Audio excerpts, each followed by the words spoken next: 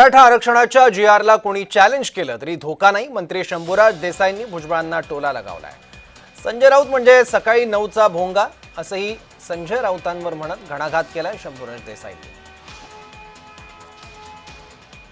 कोर्टात कोणाला जायचं? सगळ्यांना जायचा अधिकार आहे। कोर्टात जाऊ नका असं कोणी कोणाला सांगू शकत नाही। पण मराठा आरक्षणाचा जो जीआर काढलेला आहे तो मराठा आरक्षणाचा जीआर काढण्याच्या सगळ्या प्रक्रियेमध्ये मराठा आरक्षण मंत्रिमंडळ उपसमितीचा सदस्य म्हणून मी त्याच्यामध्ये सहभागी आहे। एकन एक शब्द, एकन एक वाक्य हे कायद्याच्या चौकटीत बसणारं आहे।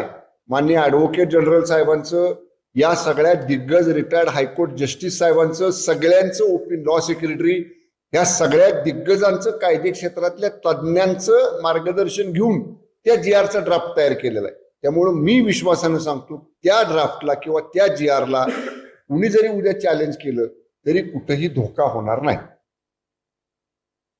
उबाटानं कुठल्याही राजकीय पक्षानं आंदोलन कुठलं करावं हा ज्याचा त्याचा प्रश्न आहे।